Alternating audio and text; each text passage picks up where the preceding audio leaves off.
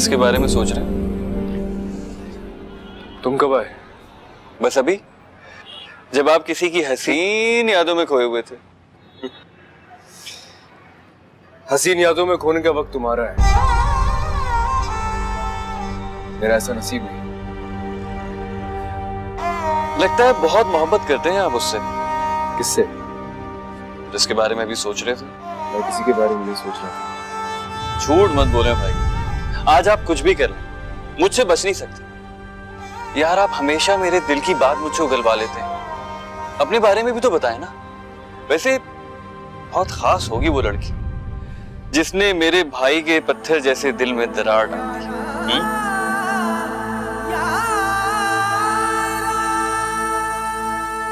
हाँ, वो लड़की बहुत खास थी। देखा, पकड़े गए ना। मेरा अंदाजा बिल्कुल ठीक था।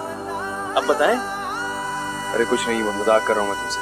अब तो आप यही कहेंगे कि मैं मजाक कर रहा था, मुंह से बात जो निकल गई है। अरे यार अब तो बता दे, मैं आपका भाई हूं, प्लीज बताएं कौन है वो।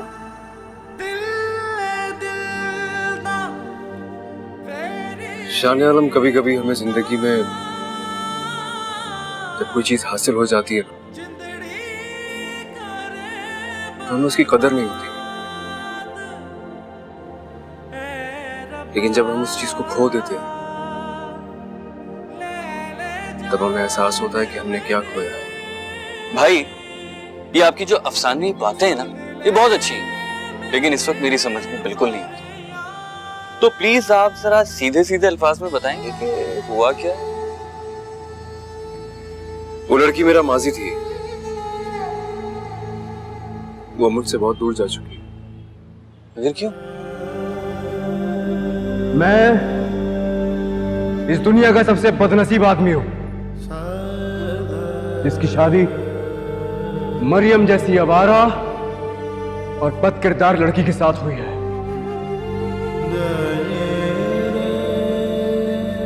मैंने उसके साथ बहुत बुरा किया था, इतना बुरा कि शायद मैं तुम्हें बता भी नहीं सकता। इम्पॉसिबल भाई, मैं मान ही नहीं सकता। मैं मान ही नहीं सकता कि आप किसी के साथ जरा सा भी बुरा कर सकते हैं। बिल्कुल ठीक कहा तुमने शानी। मेरा बेटा किसी के साथ बुरा कर ही नहीं सकता। वो एक थी लड़की, उसकी कहीं और शादी हो गई और बस उसने ये रोक पाल लिया कि उसने देर क्यों कर दी। आपने क्यों देर कर दी भाई, और मुझे बताया भी नहीं? यही तो, हालांकि वो लड़की भी इसको बहुत पसंद करती थी, बस उसने भी रोते रोते शादी की और मेरा बेटा मजदूर बन गया। मैं अपने रूम में हूँ।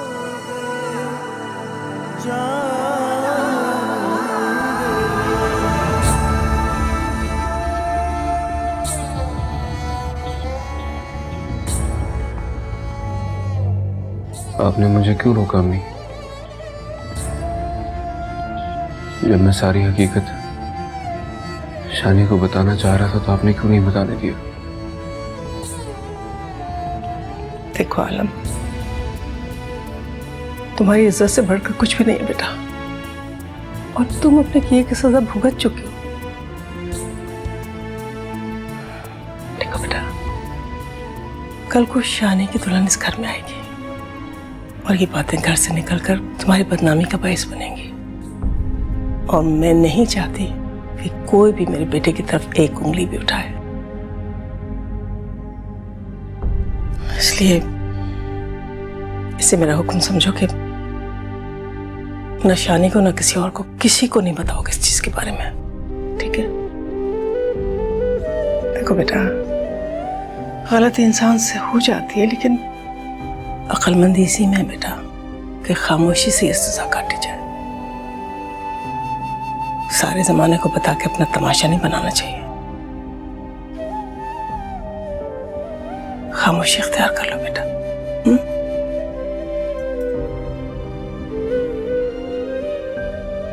शायद इसीलिए कहते हैं कि माँ का नेमुल मतलब नहीं है कोई।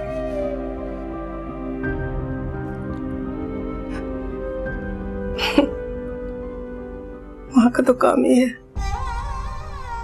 कि अपनी औलाद को सर्द गर्म से बचाए समाने के। फिर मैं तुम्हें कैसे बदनाम होने दे सकती हूँ बेटा? जैसे मलिक रिहा होगा मैं खुद तुम्हारे साथ मरीम के पास जाकर तुम्हारे सारे गुनाहों की माफी मांग लूंगी उससे, और अगर हमारे मजहब ने इजाजत दी तो जरूर तुम्हारी जिंदगी में उसे वापस लाऊंगी। हाँ बेटा, मैं उसके आगे झोली फैला दूंगी तुम्हारे लिए। मुझे यकीन है वो तुम्हें माफ कर देगी, और अल्लाह ताला भी वो सारे असबाब पैदा करेगा कि वो तुम्हारी जिंदगी में वापस आ जाए इंशाअल्लाह। मर जानी जिंदड़ी नहीं मरदी जिंदड़ी।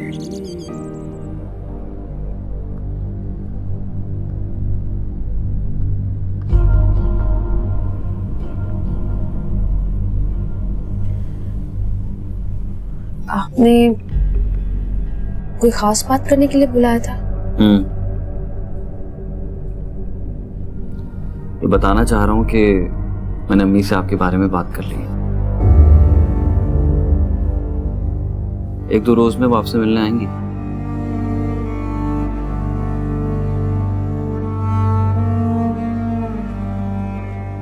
तो मेरे माजी के मुतालिक भी आपने बता दिया उन्हें सब?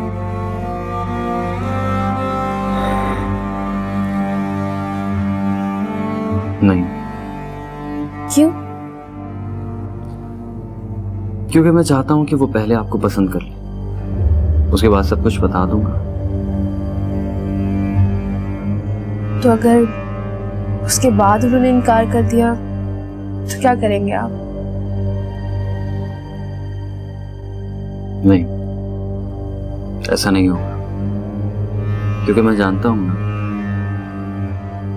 जब मेरी अम्मी आपसे मिलेंगी तो उन्हें भी मेरी तरह आपकी माजी से कोई गर्ज नहीं होगा।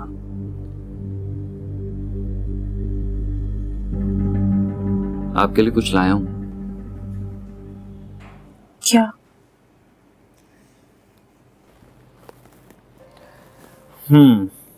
ये आपके लिए।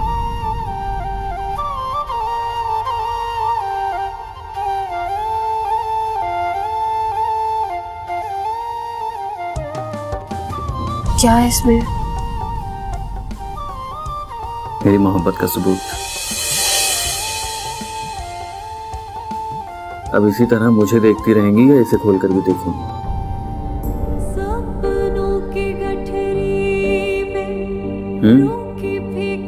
प्लीज।